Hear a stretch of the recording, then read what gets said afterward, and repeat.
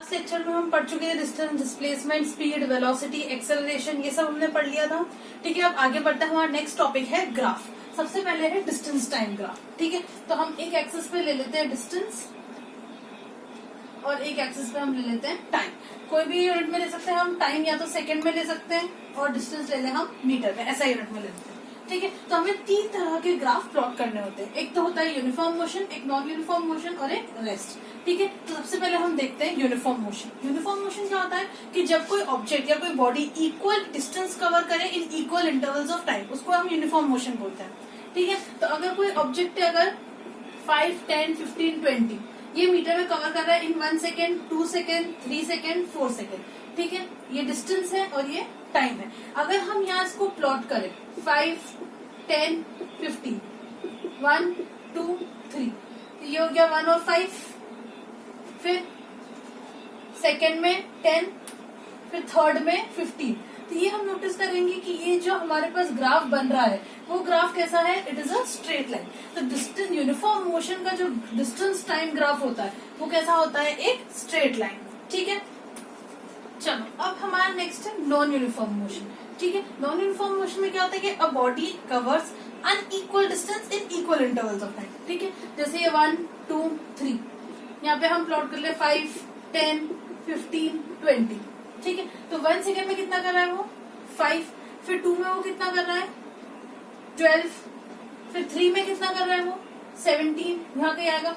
तो ये ग्राफ जो है ये कैसा जा रहा है, हमारा कर्व जा रहा है, स्ट्रेट लाइन नहीं है।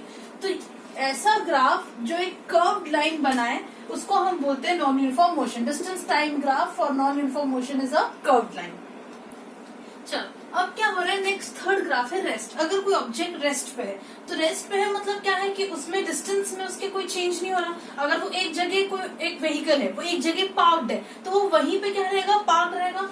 मान लो वो व्हीकल जो है, आप अपने घर से निकले, आप कहीं थोड़ी दूर तक गए 500 मीटर तक। ठीक है, वहां पे जाके आपने क्या कर दिया, आपके व्हीकल को पार्क कर दिया। तो आप अपने घर से निकले, यहाँ से आप 500 मीटर जो भी गए, यूनिफॉर्म नॉन यूनिफॉर्म वेलोसिटी जो भी। ठीक है, उसके बाद 500 मीटर में क्या करा, आपने अपने व्हीकल को पार्क कर दिया। तो पहले सेकंड में भी डिस्टेंस कितना है 500, सेकंड दूसरे सेकंड में भी 500, थर्ड में भी 500, फोर्थ में भी 500, क्योंकि आपका व्हीकल तो पार्क है, तो डिस्टेंस में कोई चेंज नहीं होगा। तो इसको अगर हम प्लॉट करें तो फर्स्ट में भी 500, सेकंड भी 500, थर्ड भी 500, फोर्थ भी 500। तो ये हमें कैसे मिल रही है, एक straight line which is parallel to X axis. ठीक है, या फिर टाइम की एक्सिस। तो ऐसी लाइन हमें मिलती है डिस्टेंस टाइम ग्राफ में जो एक्स एक्सिस से या फिर टाइम की एक्सिस से पैरेलल है। चलो अब हमारा नेक्स्ट टॉपिक है velocity time graph. Distance time graph हमने देख लिया। वेलोसिटी टाइम ग्राफ में हम 3 तरह के ग्राफ देखेंगे। एक तो uniform acceleration, non uniform acceleration, retardation और यूनिफॉर्म वेलोसिटी। एक्सेलरेशन का रिकैप करें तो एक्सेलरेशन क्या होता है, change in velocity per unit time. ठीक है, acceleration is defined as rate of change of velocity, कि एक पर्टिकुलर टाइम में कितना वेलोसिटी में चेंज हो रहा है। अब चाहे वेलोसिटी बढ़ भी सकती है या कम भी हो सकती है। ठीक है, अगर इक्वल टाइम इंटरवल में इक्वल वेलोसिटी बढ़ती है तो उसको हम बोलते हैं यूनिफॉर्म एक्सेलरेशन। ठीक है, उसका ग्राफ कैसा होता है, एक स्ट्रेट लाइन। ठीक है, चलो नेक्स्ट है non uniform acceleration. Non uniform acceleration मतलब अनइक्वल वेलोसिटी बढ़ती है in equal interval of time. ठीक है, तो उसका जो ग्राफ है वो होता है एक कर्व्ड लाइन।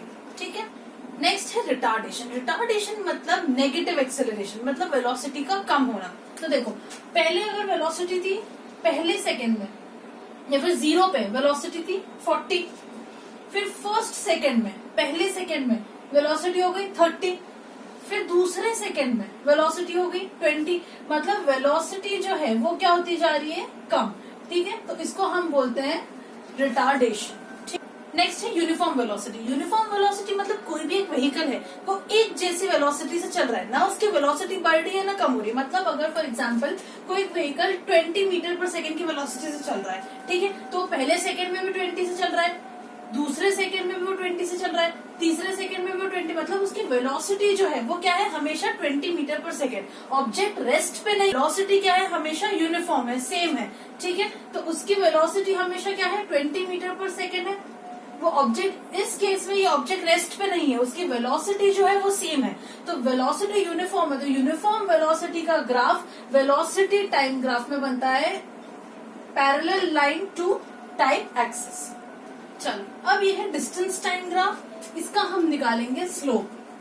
मैथमेटिकली जो स्लोप होता है किसी भी चीज का, किसी भी लाइन का स्लोप हम निकालते हैं। स्लोप क्या होता है?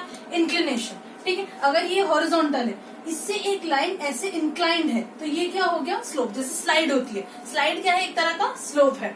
ठीक है, तो अब हम इस केस में डिस्टेंस टाइम ग्राफ में निकालेंगे स्लोप। तो मैथमेटिकली स्लोप का फॉर्मूला होता है y axis upon x axis. ठीक है, तो इसका हम इस लाइन का स्लोप निकाल रहे हैं, तो हम इसका एक छोटा सा पार्ट ले लें। छोटा सा पार्ट ले लो, या फिर आप चाहो तो ये पूरा भी ले सकते हो। तो हम इस केस में पूरा ले लेते हैं। तो हमें इस पूरी लाइन का स्लोप निकालना है, तो हम पूरा ले लें। ये जो डॉटेड लाइन है, ये क्या है? y axis, standing line. y axis होती है, कोऑर्डिनेट ज्योमेट्री पढ़ा है। और ये जो हॉरिजॉन्टल लाइन है, ये क्या है? x axis. ठीक है, स्लोप क्या होता है? y axis upon x axis. अब इस केस में डिस्टेंस टाइम ग्राफ में y एक्सिस क्या है? d है, डिस्टेंस है, और x एक्सिस क्या है? टाइम। और डिस्टेंस अपॉन टाइम क्या होता है? स्पीड या वेलोसिटी, जो भी बोल रहे। तो जो स्लोप होता है, slope of distance time graph gives us the velocity. ये एक बहुत इंपॉर्टेंट पॉइंट है कि slope of the distance time graph gives us the velocity. चलो, अब नेक्स्ट है वेलोसिटी टाइम ग्राफ। इसका भी हम निकालेंगे स्लोप। स्लोप क्या होता है? y axis upon x axis. ठीक है, इसमें जो डॉटेड लाइन है, ये है y एक्सिस, और ये टाइम जो है, ये क्या है? x axis. अब इस केस में y एक्सिस पे क्या है? स्टैंडिंग वर्टिकल लाइन पे वेलोसिटी। तो स्लोप के इक्वल में हम लिख लेंगे वेलोसिटी अपॉन x एक्सिस पे क्या है? टाइम। हमें पता है कि वेलोसिटी अपॉन टाइम क्या होता है? एक्सेलरेशन। तो स्लोप जो है, वेलोसिटी टाइम ग्राफ का जो स्लोप है, वो क्या हो गया? एक्सेलरेशन। और डिस्टेंस टाइम ग्राफ का या फिर डिस्प्लेसमेंट टाइम ग्राफ का जो स्लोप होता है, वो क्या होता है? वेलोसिटी।